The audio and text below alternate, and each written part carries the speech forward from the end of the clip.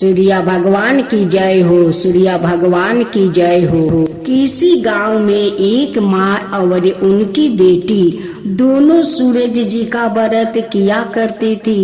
एक बार सूरज रविवार के व्रत वाले दिन माँ ने बेटी से कहा, मैं किसी आवश्यक कार्य से बाहर जा रही हूँ, तू 2 रोटी बनाकर रख लेना।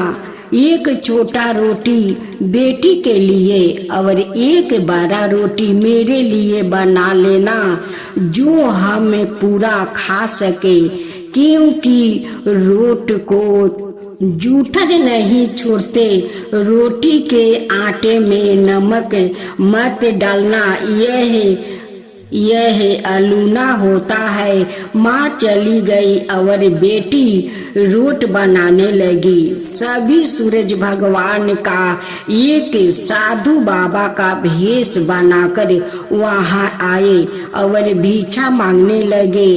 लड़की ने कहा, मेरी माँ का रोट तो बन गया है, पर मेरा रोट बनेगा, उसमें से आपको दूंगी। बाबा ने कहा, जो रोट बन चुका है उसी में से अभी दे दो, नहीं तो मैं जा रहा हूँ। लड़की ने माँ के रोट में से टुकड़ा तोड़ कर दे दिया। जब माँ वापस आई तो बहुत नाराज हुई और बोली, धिया बाई धिया दे, रोड मायाली कोर दे, महारो दे, पान सारो दे। हे लड़की, मेरी रोटी का टुकड़ा दे दिया, मेरी रोटी मुझे बहुत दे। वो लड़की को मारने लगी। बेटी मार से बचने के लिए वहाँ से डर कर जंगल में भाग गई और बर के पेड़ पर चढ़कर बैठ गई। सूरज भगवान ने सोचा, बेचारी लड़की को मेरे कारण घर से निकलना पड़ा, इसलिए इसकी रक्षा मुझे ही करनी पड़ेगी। सूरज भगवान रोज उसके लिए चूरमे का एक लड्डू और एक लोटा पानी भेज देते थे। लड़की मजे से खाकर वहाँ बैठी रहती है। एक दिन एक राजा शिकार करते हुए उधर से निकला। थकान मिटाने के लिए उसी पेड़ के नीचे आराम करने रोका। राजा ने अपने सेवक से कहा, प्यास से जान निकल जा रही है, चूलू भर पानी मिल जाता तो प्राण बच जाता। पेड़ पर बैठी लड़की ने यह सुना तो उसने चूलू भर पानी डाल दिया।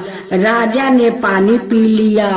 राजा ने कहा, अरे सेवक, आधी जान तो बच गई, थोड़ा पानी और पिला दे तो आधी जान भी और बच जाएगी। यह सुनकर लड़की ने फिर एक चूलू पानी डाल दिया। राजा ने पी लिया। राजा को आश्चर्य हुआ।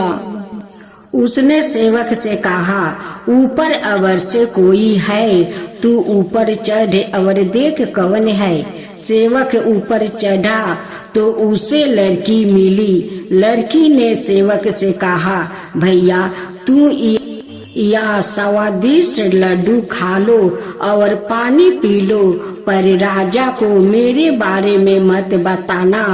कह देना कि ऊपर कोई नहीं है, पता नहीं राजा मेरे साथ कैसा व्यवहार करेगा। सेवक भूख प्यास से परेशान था।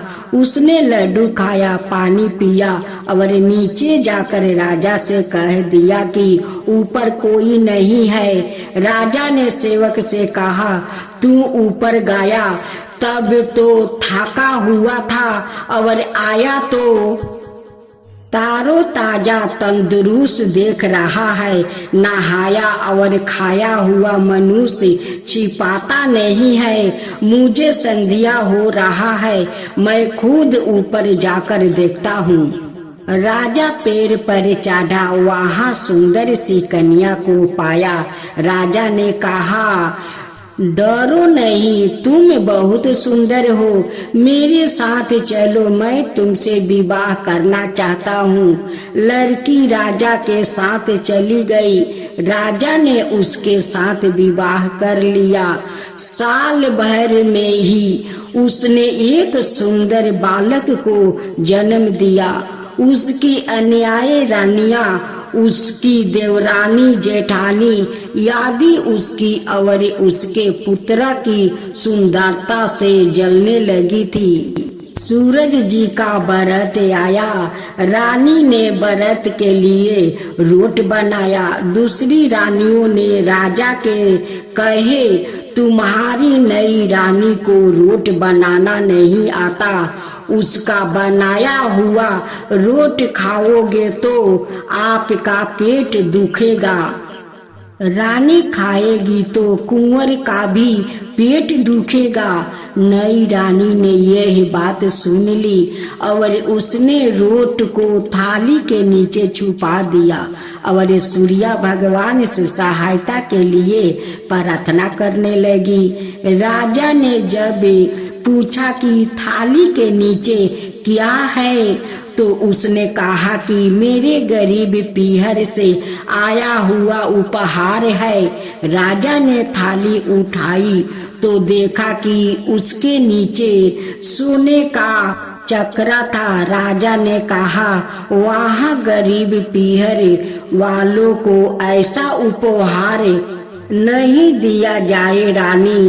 नई रानी राजा की बात सुनकर चुप रही।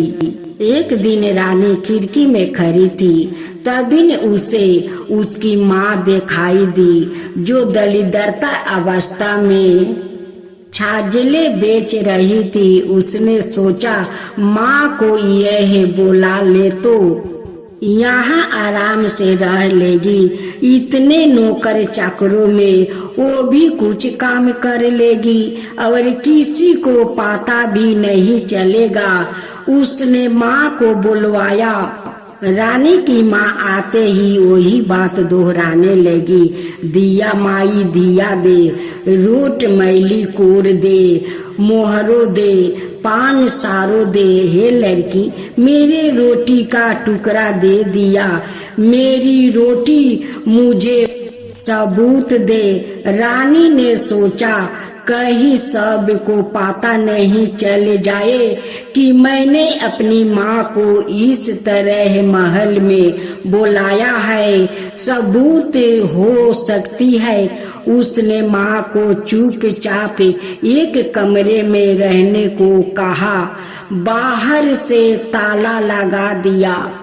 रानी की देवरानी जेठानी और नए रानियां राजा से कहने लगी कि नई रानी का व्यवहार संदेह पैदा करता है। एक औरत महल में घुसी थी पर वो वापस नहीं निकली। छोटी रानी यह सुन लिया। वो सूर्य भगवान से इस विपत्ति से बचने की प्रार्थना करने लगी। राजा ने वहां आकर उस कमरे की चाबी मांगी। राजा ने कमरा खोला तो वहां सोने की एक मूर्ति थी। राजा ने पूछा, यह मूर्ति कहाँ से आई है? रानी ने कहा, मेरे गरीब पीहर का उपहार है। राजा ने कहा, तुम्हारे गरीब पीहर से इतना कीमती उपहार आते हैं, मुझे तुम्हारा पीहर देखना है, हम वहाँ चलेंगे। रानी ने फिर सूरज भगवान से मदद मांगी। सूरज भगवान ने कहा कि मैं सावा पहर की व्यवस्था तो कर दूंगा, लेकिन फिर मुझे नगरी में उजाला करने जाना होगा। सूर्य भगवान ने जंगल में माया नगरी बसा दिया। महल, झरोखे, बाग बगीचे, रिश्तेदार आदि सब माया से बना दिया। महल की रसोई में कई प्रकार के व्यंजन बन रहे थे। सबसे मिल कर और खा पी कर रानी ने राजा से वापस चलने को कहा। राजा ने कहा, जल्दी क्या है, थोड़ा आराम कर लो। रानी ने बड़ी मुश्किल से राजा को वापस चलने के लिए मना लिया और वो रवाना हो गया। थोड़ी दूर जाने के बाद राजा को ध्यान आया कि उनकी कटोरा वो ही रह गया है। राजा ने सेवक को कटोरा लाने भेज दिया। सेवक वहां गया तो देखा कि वहां जंगल के सिवा कुछ भी नहीं था। कटोरा झड़ी में पड़ी मिली। कटोरा लेकर सेवक आया और उसने यह सब राजा को बताया। राजा को तो पहले ही शक था। उसने तलवार निकाल ली और गुस्से में आकर रानी से सच बताने को कहा। रानी ने सब कुछ सच सच कह डाली और सूरज भगवान की कृपा और मदद के बारे में भी बताया। यह सब सुनकर राजा बहुत खुश हुआ और रानी को सूरज रोट का व्रत अच्छे से करने को कहा। रानी का मान और बढ़ गया।